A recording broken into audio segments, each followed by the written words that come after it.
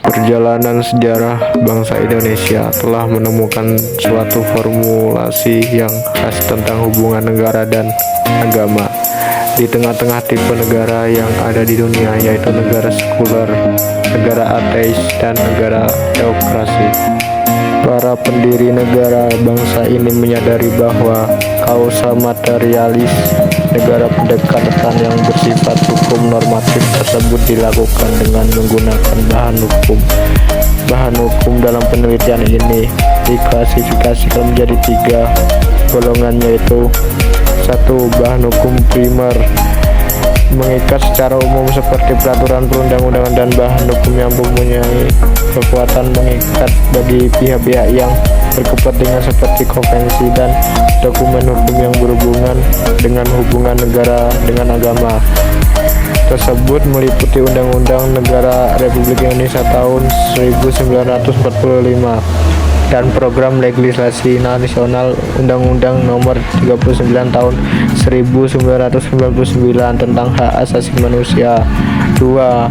Bahan hukum sekunder yang memberikan penjelasan terhadap bahan hukum primer, diperoleh dari referensi hukum dan non-hukum berupa hasil-hasil penelitian literatur hukum yang mendukung permasalahan. Dan yang ketiga, bahan hukum tersier yang diperoleh melalui pemanfaatan kampus ensiklopedia yang memberikan penjelasan terhadap bahan hukum primer dan bahan hukum sekunder.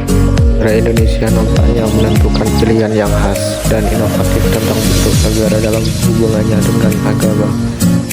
Dengan melalui pembahasan yang sangat serius disertai dengan komitmen moral yang sangat tinggi, sampailah pada suatu pilihan bahwa negara Indonesia adalah negara yang berdasarkan atas ketuhanan yang Maha Esa, mengingat kekhasan unsur-unsur rakyat dan bangsa Indonesia yang terdiri atas berbagai macam etnis, suku, ras, agama, dan budaya. Nampaknya founding father kita sulit untuk menentukan begitu saja untuk negara sebagaimana yang ada di dunia. Pancasila sebagai dasar negara dan falsafah kenegaraan Indonesia diterima dan ditetapkan tanggal 18 Agustus 1945. Pancasila merupakan hasil kesepakatan luhur para pendiri bangsa dalam mendirikan negara Indonesia yang terdiri dari keanekaragaman suku, ras, agama, dan budaya atau pluralitas. Pancasila yang secara sadar dan sengaja itu ditempatkan dalam pembukaan Undang-Undang Dasar 1945 sebagai landasan kefilsafatan yang mendasari dan menjiwai dalam penyusunan ketentuan-ketentuan dalam Undang-Undang Dasar itu.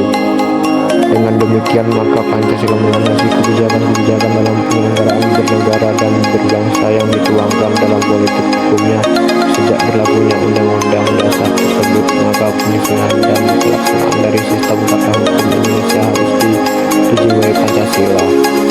Pancasila sebagai pandangan hidup bangsa berpangkal pada satu keyakinan bahwa alam semesta beserta isinya sebagai suatu keseluruhan yang terjalin secara harmonis adalah hasil ciptaan Tuhan yang Maha Esa. Manusia adalah salah satu makhluk ciptaan Tuhan dan akan kembali kepadanya. Karena itu bertakwa dan mengabdi kepada Tuhan yang Maha Esa adalah suatu kewajiban manusia sebagai makhluk ciptaannya.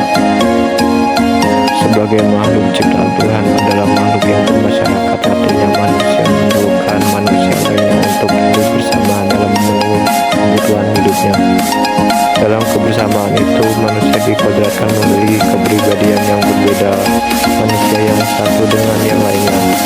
Keseluruhan kepribadian yang berbeda-beda itu mewujudkan satu kesatuan dalam perbedaan dalam lambang negara Republik Indonesia. Kodrat itu dirumuskan dalam semboyan Bhinneka Tunggal Ika.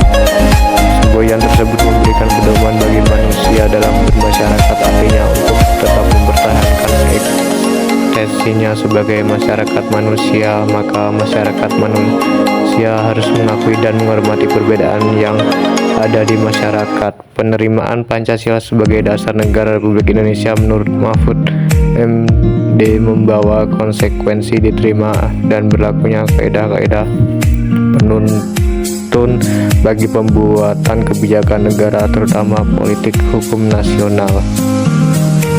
Menurut Mahfud MD, dari Pancasila tersebut lahir sekurang-kurangnya 4 kaidah penuntun dalam pembuatan politik hukum atau kebijakan negara lainnya, yaitu 1. Kebijakan umum dan politik hukum harus menjaga integrasi atau keutuhan bangsa baik secara ideologi maupun secara teritori. Yang kedua, kebijakan umum dan politik hukum haruslah didasarkan upaya membangun demokrasi atau kedaulatan rakyat dan demokrasi negara hukum sekaligus. Yang ketiga, kebijakan umum dan politik hukum haruslah didasarkan upaya membangun keadilan sosial bagi seluruh rakyat Indonesia. Yang keempat, kebijakan umum dan politik hukum haruslah didasarkan pada prinsip toleransi beragama yang berkeadaban.